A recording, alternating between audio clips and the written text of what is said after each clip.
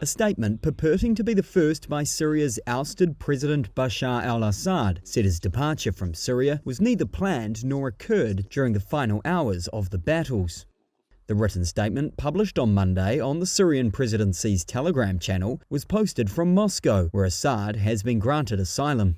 It said he wanted to address distortions given during a critical juncture in the nation's history. And at no point did he consider stepping down, seeking refuge, or did he receive a proposal from an individual party. Reuters reported last week that Assad confided in almost no one about his plans to flee Syria. Aides, officials and even relatives were deceived or kept in the dark. More than a dozen people with knowledge of the events told Reuters. He was ousted after insurgent forces led by the Islamist Hayat Tahrir al-Sham swept through Syria in a lightning offensive, ending more than 50 years of iron-fisted rule by his family. Assad wrote that he left Damascus to manage combat operations from Hamiman base in Latakia on December 8. But after it came under drone attack, Moscow requested the base's command arrange an immediate evacuation to Russia. President Vladimir Putin made the decision to grant Assad asylum in Russia, which deployed its air force to Syria in 2015 to help him repel rebel forces.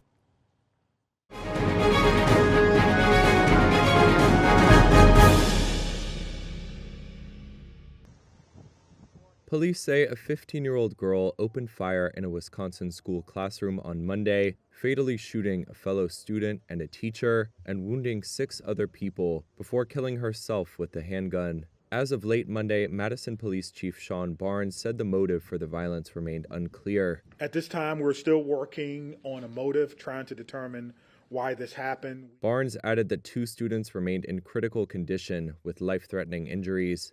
Police have identified the shooter as Natalie Rupnow, a student at the Abundant Life Christian School who also went by the name Samantha. The school has 420 students from pre-kindergarten through 12th grade. Officials said Rupnow arrived at school on time and pulled out the handgun about 3 hours into the school day. Barnes said a second-grade student, who would generally be 7 or 8 years old, called 911 to report the shooting. There have been 322 school shootings in the United States this year, according to the K-12 school shooting database website. That is the second highest total of any year since 1966, according to that database, topped only by last year's total of 349 such shootings. Studies show that only 3% of all U.S. mass shootings are perpetuated by females, making Monday's shooting unusual. Barnes said the shooter's parents were cooperating with the investigation, but the police were not pressing them too hard as they had just lost a daughter. When asked how she got the gun, Barnes said, quote, "Good question. How does any 15-year-old get a hold of a gun?"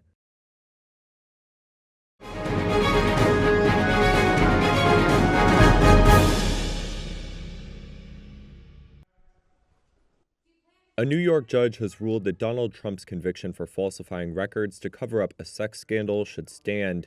The case stems from a $130,000 payment made by Trump's former lawyer to adult film actor Stormy Daniels ahead of the 2016 election. Trump denies that the payment was made to silence her about an alleged affair. On Monday, the judge rejected arguments from Trump's legal team that presidential immunity invalidates the verdict, that found him guilty of 34 counts of falsifying business records to cover up the payment. In a 41-page court ruling, Justice Juan Merchan said Trump's actions were, quote, decidedly personal and did not interfere with presidential authority.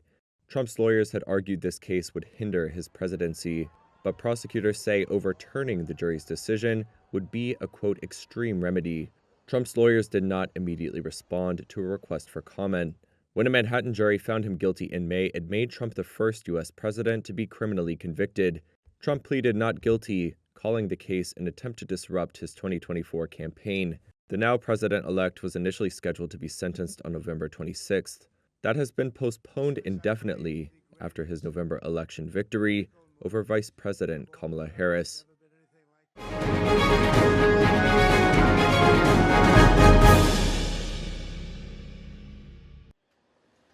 The British government approved a multi-million-dollar takeover of the country's iconic postal service Royal Mail on Monday.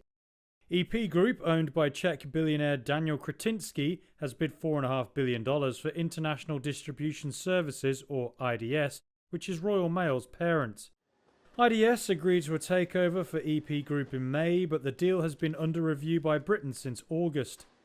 The government said it closely looked at it due to the national importance of the service.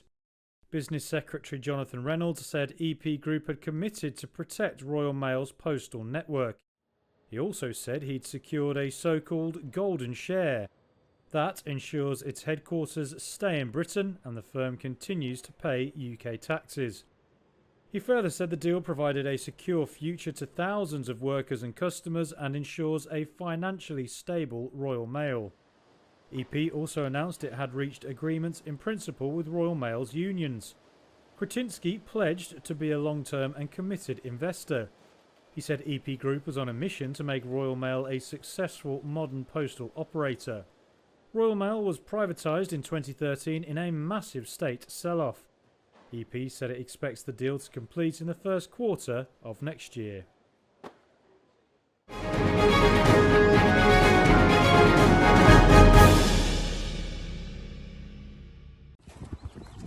Emergency workers were searching for survivors in the French overseas territory Mayotte on Monday, where hundreds or maybe thousands are feared dead.